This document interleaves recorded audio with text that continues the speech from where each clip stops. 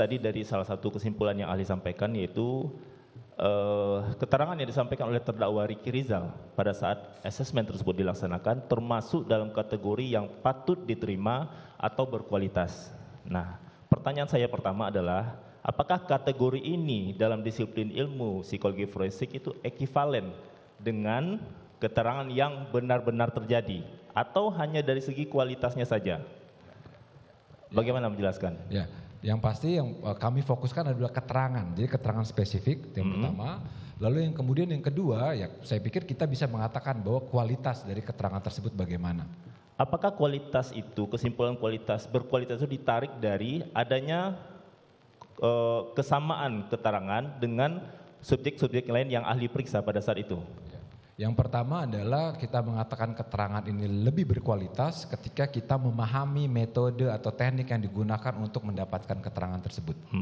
Artinya ketika kemudian metode teknik yang tadi saya katakan berbasis bukti atau kemudian ya sesuatu metode teknik yang proper atau yang tepat, maka kemudian keterangan diperoleh keterangan yang lebih berkualitas.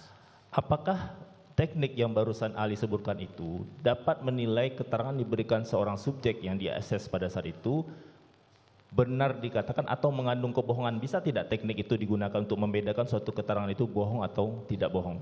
Ya, jadi artinya itu pertama dari teknik tersebut, lalu kemudian kita tadi juga mendapatkan informasi atau keterangan dari pihak-pihak yang lain yang kemudian kita evaluasi Bapak Penasihat Hukum. Lalu kemudian yang berikutnya adalah ketika Bapak mengatakan tentang berbohong atau tidak, nah memang perlu saya tegaskan bahwa menyimpulkan bahwa seseorang ini berbohong atau tidak, ini tidaklah mudah.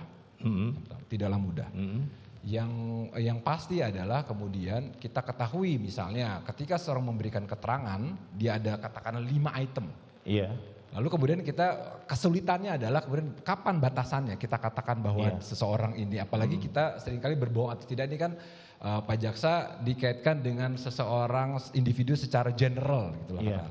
Apakah kemudian dia mengatakan 1 dari 4 keterangan yang tidak sesuai dengan peristiwa, kita katakan bahwa individu ini berbohong atau bagaimana gitu ya. Sehingga kemudian ini sesuatu hal yang memang kompleks, dan riset-riset psikologi forensik, psikologi hukum saat ini posisinya lebih kemudian yang lebih kuat, artinya kemudian kita mendasari pada keterangan verbal dibanding dari yang non verbalnya misalnya. Ahli, mohon maaf saya potong dulu. Jadi kesimpulannya pada saat ahli menyimpulkan keterangan Ricky Rizal ini berkualitas, apakah juga dibarengi dengan penilaian kebenarannya bohong atau tidak? Pada saat itu asesmen dilakukan. Tadi Bapak Jaksa bahwa saya fokus kepada bagaimana kualitas keterangannya, sehingga karena kami tugasnya adalah menghimpun informasi yang harapannya bisa berkontribusi pada upaya penegakan hukum, maka kami memastikan kami menggunakan metode atau teknik yang tepat.